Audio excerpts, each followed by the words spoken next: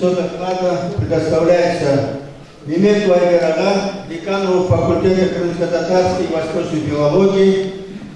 Тема доклада Айгерага о государственном крымско-татарском языке. Здесь говорили о том, что в области языка предпринятые меры эффективны и результативны. Это представители органов власти говорили об этом. Ну что ж, если считать исчезновение языка на данный момент это эффективным, то значит действительно эффективно он исчезает. Я почему об этом говорю?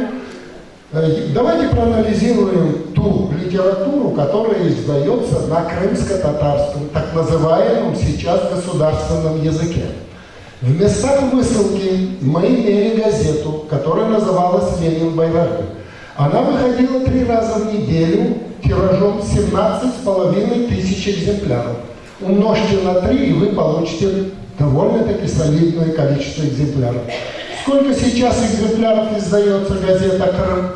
3,5? 4 тысячи экземпляров в неделю. Сопоставьте.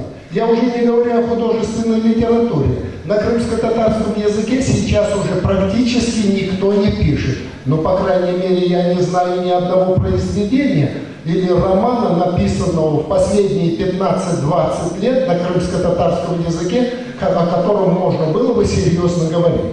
Это говорит о том, что действительно наш язык находится на стадии исчезновения. Вопрос в том, могут ли наши чиновники защитить его? Я вам честно скажу, нет, не могут. Возьмем представителя так называемого Меджлиса Мустафу Джелилева. Он несколько раз избирался депутатом в Верховную Раду Украины, где на Конституции клялся защищать Конституцию Украины. А что в Конституции Украины написано? В Конституции Украины написано: Украина унитарное государство и никаких автономных образований на ее территории быть не может.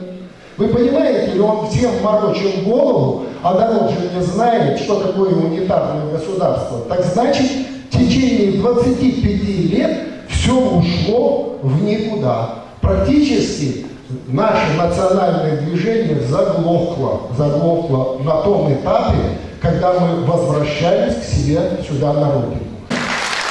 Мустафа Ага Селимов, Мустафа Ага Халилов. Вот эти товарищи, мы с вами должны увековечить их память, называя улицы, называя площадя и так далее.